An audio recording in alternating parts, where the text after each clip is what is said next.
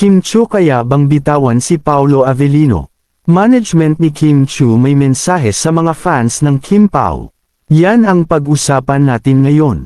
Kamakailan, naging maugong ang usapan sa mundo ng showbiz dahil sa mga isyong kinasangkutan ng ilang, overprotective, o extremist fans ng tambalang Kim Pao. Narito ang mahahalagang detalye ukol sa tunay na sitwasyon ng dalawa at ang mga mensahe mula sa pamamahala. Ang katotohanan sa likod ng bitawan issue. Propesyonal na paghihiwalay lamang, walang personal na away ang dalawa. Ang pansamantalang paghihiwalay ay dahil lamang sa magkahiwalay na solo projects. Halimbawa, ang pagtatambal ni Paolo kay Nadine Lustre para sa isang pelikula sa Paris na ikinalungkot ng ilang Kim Pao stans. Mismong si Paolo Avellino ang nagkumpirma na ang proyektong ito ay bahagi ng kanyang lumang obligasyon o movie debt sa isang producer, kaya walang dahilan upang mabahala ang mga tagahanga. Ang pansamantalang pagtatrabaho ng mga miyembro ng Kim Pao sa magkahiwalay na solo projects ay isang malusog na hakbang para sa kanilang individual na karera. Narito ang mga patunay na nananatiling matatag ang kanilang tambalan sa kabila ng magkaibang proyekto, pagtupad sa kontrata, bago pa man sumikat ang tambalang Kim Pao. May mga nauna ng pinirmahang movie contract si Paolo sa ibang film studios, gaya ng Viva Films, na kailangan niyang tapusin upang maiwasan ang legal na demands. Bukas na komunikasyon, alam at suportado ni Kim Chiu ang Paris project ni Paolo dahil napag-usapan na nila ito bago pa man simulan ang shooting kasama si Nadine Lustre. Tuloy-tuloy ang Kim Pao projects, hindi hihinto ang kanilang paggawang magkasama. Nakatakda silang maglakbay patungong South Korea para sa taping ng kanilang pinakabagong serye sa Prime Video na pinamagatang Kopino. North American Success, patuloy pa ring pinatutunayan ang lakas ng kanilang tambalan matapos humakot ng humigit kumulang $500,000 ang kanilang pelikulang My Love Will Make You Disappear sa opening weekend nito sa North America. Suportang propesyonal, nananatiling matibay ang pagkakaibigan at suporta ng dalawa sa isa't isa. Todo suporta pa rin si Kim sa mga bagong business ventures ni Paolo. Ang pinakabagong patunay ng kanilang suporta sa isa't isa ay ang pag-promote ni Kim Chiu sa bagong negosyo ni Paolo Avellino na tinatawag na PlaySpace. Todo suporta ang aktres sa pagpasok ni Paolo sa mundo ng pagnenegosyo. Sa kabila ng pagiging magkaiba ng kanilang diskarte sa pamamalakad ng business, nananatiling inspirasyon ang bawat isa sa kanilang mga personal na tagumpay. Todo promote sa PlaySpace. Mismong si Kim ang nagbahagi sa kanyang Instagram story upang batiin at i-promote ang indoor playground business ni Paolo at ng mga kasosyo nito na naglalayong magbigay ng ligtas na lugar ng laruan para sa mga bata. Sabi ni Kim, "Congrats on your new venture, at Pao Avellino. Nice! PlaySpace opening soon." Magkaibang outlook sa negosyo, sa isang eksklusibong panayam sa Lionheart TV, ibinahagi ni Paolo na magkaiba sila ng estilo ni Kim. Si Kim ay kilalang napaka-hands-on at gumagawa ng halos lahat ng detalye sa kanyang mga franchise at negosyo. Si Paolo naman ay mas nakatuon sa pagpili ng partikular na roles na alam niyang kaya niyang gampanan sa loob ng kumpanya, tulad ng pagiging marketing director. Hindi baguhan si Paolo, bagamat marami ang nag-akalang si Kim, na isang kilalang matagumpay na businesswoman, ang nag-impluwensya kay Paolo na magnegosyo. Nilinaw ng aktor na matagal na siyang sumusubok sa iba't ibang negosyo noon pa, kung saan nakaranas din siya ng mga pagkalugi at mahahalagang aral sa buhay. Posibilidad ng Kim Pao business. Nang tanungin si Paolo kung may tsansa ba silang magtayo ng magkasamang business venture o lifestyle brand sa hinaharap, sinabi niyang malaki ang posibilidad. Inihayag niyang umaasa siyang may magandang oportunidad na dumating upang pagsamahin ang kanilang lakas sa pagnenegosyo. Malayo sa tradisyonal na love team, bukas sina Kim at Paolo sa pagtanggap ng magkahiwalay na proyekto dahil pareho na silang mature at batikang aktor na hindi nakatali sa iisang screen partner lamang. Ang tambalang Kim Pao ay hindi maituturing na isang tradisyonal na love team dahil nabuo ito noong pareho na silang established, premyado, at nasa kanilang 30s, kabaligtaran sa nakasanayang formula sa industriya kung saan ang mga teenager ay pinagtatambal upang simulan ang kanilang karera. Sina Kim Chiu at Paolo Avellino ay pumasok sa partnership na ito bitbit ang kanilang mga napatunayang talento at maturity. Dahil dito, binabago nila ang kultura ng shipom sa bansa sa pamamagitan ng mga sumusunod na aspeto, mula sa mabibigat na genre, hindi tulad ng ibang love team na nagsimula sa pa-cute na rom-com, ang Kim Pao ay sumiklab ang chemistry sa isang seryosong serye ukol sa toxic na relasyon at pagtataksil, ang linlang. Pinatunayan nitong mas matindi ang kapit ng kanilang pag-arte kaysa sa pilit na pagpapakilig. Independent identities, pareho silang may matatag na pangalan bago pa man magkasama.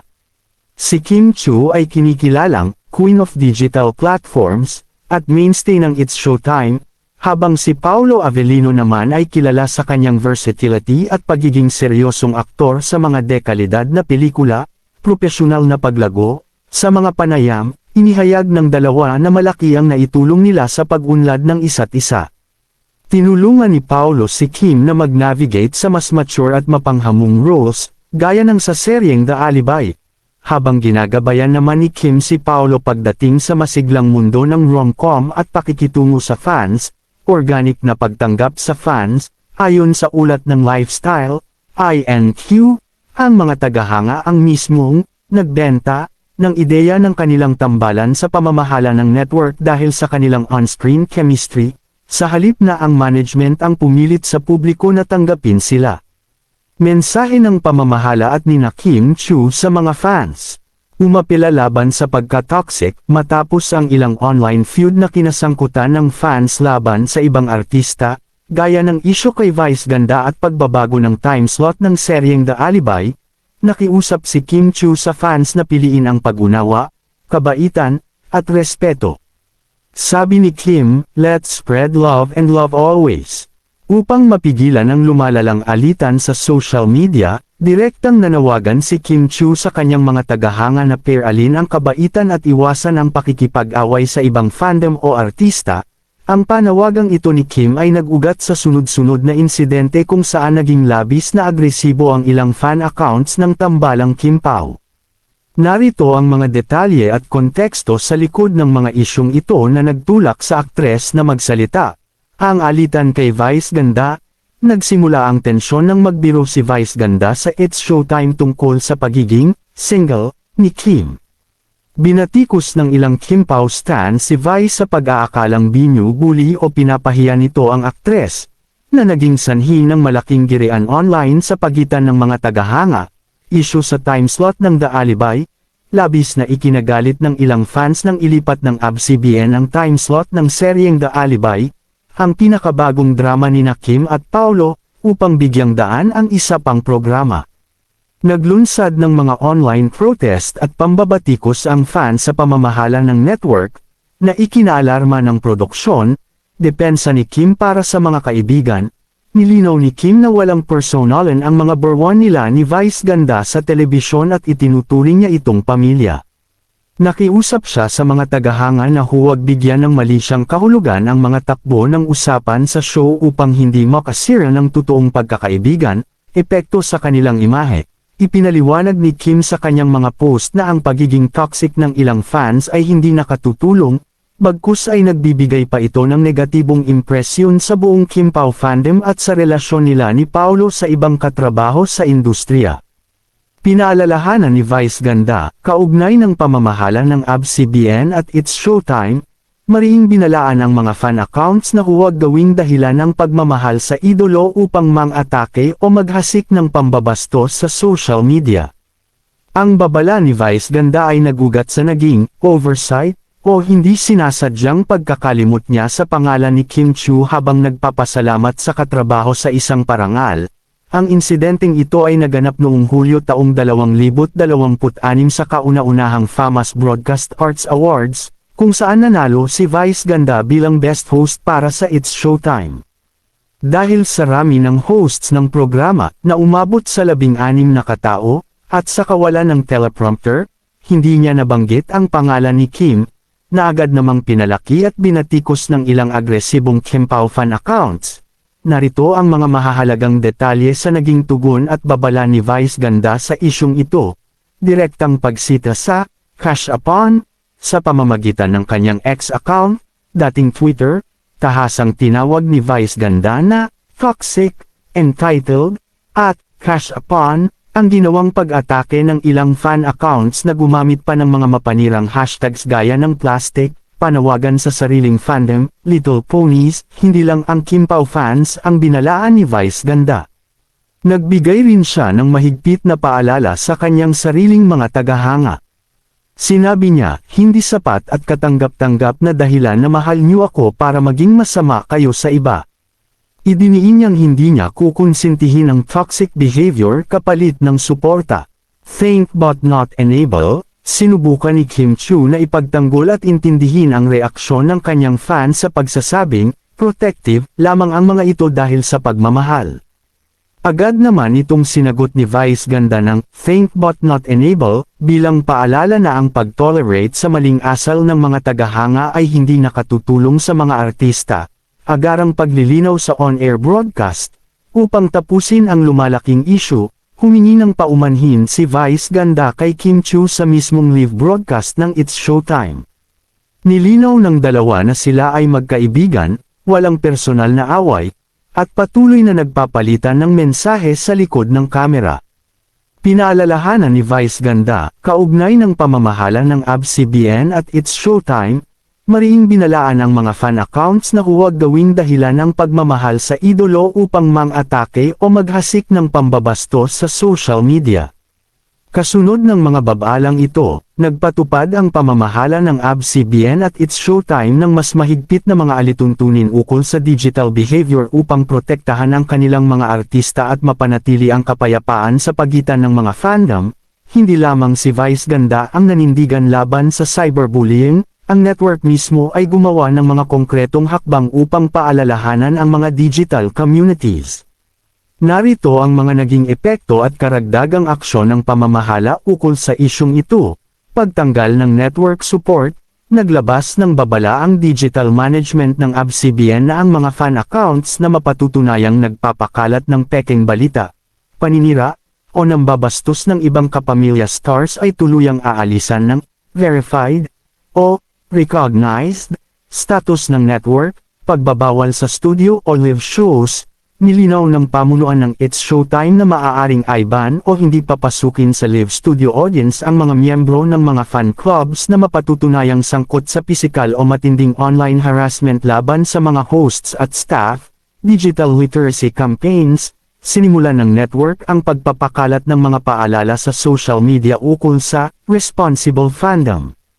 Layunin nitong turuan ang mga tagahanga na mag-focus sa pag-stream, pagboto, at pagsuporta sa mga proyekto, gaya ng mga serye at pelikula, sa halip na makipag-away sa X, Twitter, o TikTok.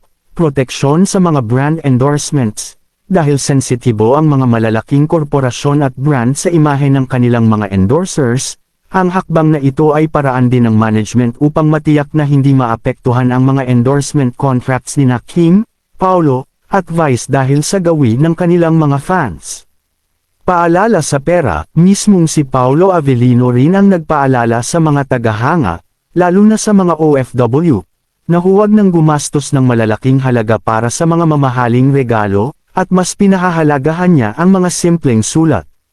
Mismong si Paolo Avellino ang nakiusap sa kanilang mga tagahanga, partikular na sa mga overseas Filipino workers, OFWs, na ihinto na ang pagbili ng mga mamahaling regalo para sa kanila ni Kim Chiu dahil mas pinahahalagahan nila ang mga sulat at simpleng suporta. Ang panawagang ito ng aktor ay nagpapakita ng kanyang pagiging praktikal at tunay na malasakit sa kapakanan at pinansyal na sitwasyon ng kanilang mga taga-suporta. Narito ang mga mahahalagang detalye sa likod ng paalalang ito ni Paolo. Pangamba sa gastos ng mga OFW. Batid ni Paolo ang hirap at sakripisyo ng mga Pilipinong nagtatrabaho sa ibang bansa. Labis siyang naaantig ngunit nababahala kapag nakikitang gumagastos ang mga ito ng malalaking halaga para lamang sa mga branded na gamit, alahas, o marangyang handog. Sapat na ang sulat, handwritten letters. Idiniin ng aktor na para sa kanya, mas may emosyonal na halaga at mas pangmatagalang alaala ang mga sulat kamay. Mas gusto niyang basahin ang mga personal na mensahe ng pasasalamat at kwento ng buhay ng mga fans kaysa makatanggap ng material na bagay, gamitin ang pera para sa pamilya. Ipinanawagan ni Paulo na ang perang inilalaan para sa mga mamahaling regalo ay mas mabuting ipunan na lamang ng mga tagahanga o ipadala sa kanilang mga pamilya sa Pilipinas para sa kanilang mga pangangailangan. Suporta sa proyekto ang tunay na regalo. Nilinaw ng pamamahala ni Kim at Paulo na ang pinakamagandang regalo na maaari nilang matanggap mula sa Kim Pao fandom ay ang patuloy na pagsuporta sa kanilang mga lehitimong proyekto, tulad ng panunood ng kanilang mga pelikula sa sinehan at pag-stream ng kanilang mga palabas. Bago ko tapusin ang akin updates patungkol sa Kim Pao updates ay shoutout ko muna yung mga senior citizen dyan na palaging nanunood sa akin updates. Maraming salamat po sa inyong lahat. For more updates please follow, subscribes, my Facebook and YouTube account at iSearch lang ang PNUTZ Vlog. Watch till the end and comment. Maraming salamat po at God bless po sa ating lahat.